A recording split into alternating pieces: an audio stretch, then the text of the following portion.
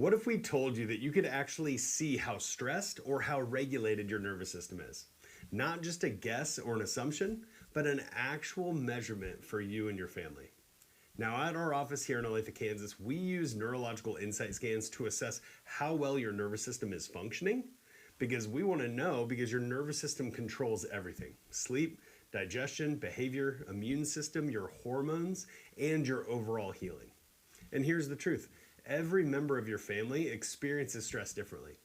So, what exactly are these scans that we're talking about? Now, here at our office, we use three different scans. The first is the neurothermal scan.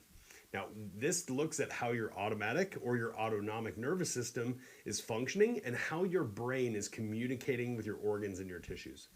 We roll this up your back to measure temperature from one side to the other because we want to look for symmetry. If things are dysregulated and there's stress or interference, that communication becomes uneven.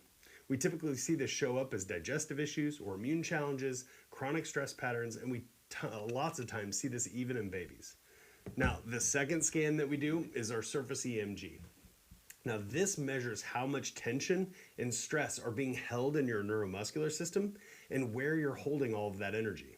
Now, shape on these graphs matters most here. Ideally, we'd like to see a nice pear shape, but when we're exhausted, we have less energy in our core and our adrenal region, and usually we see more tension and stress in other areas.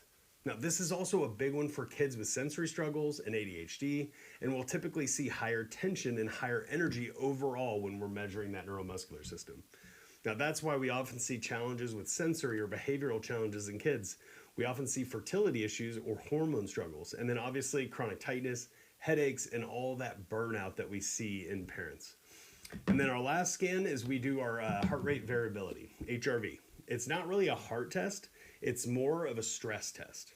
It tells us how well your nervous system can adapt, how well it can regulate, and how well it can shift from chronic stress to calm and restoration, or what we say that gas pedal to brake pedal. Now, in general, we typically see low HRVs that are stuck in that survival and stress mode, or we see a high HRV, which is a flexible nervous system, a resilient nervous system, and one that's able to heal. Now, here's why this matters for everyone. Stress doesn't skip anyone in the family. Babies, often we see stress from birth trauma or toxic environments and things like that with emotional stress and prenatal stress. Whether it's birth stress, feeding issues, sleep struggles, colic, reflux, all those things are typically a nervous system issue.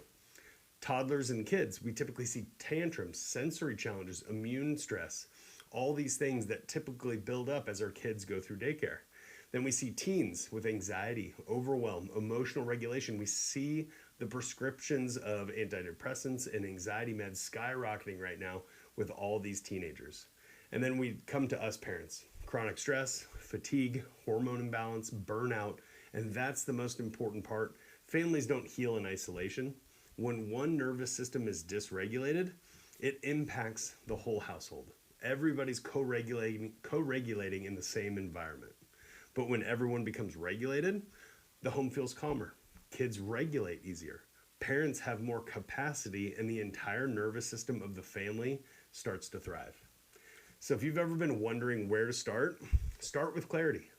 Get your entire family scanned or set up a clarity call and we can discuss it on the phone before you come in and finally see what's really going on beneath the surface.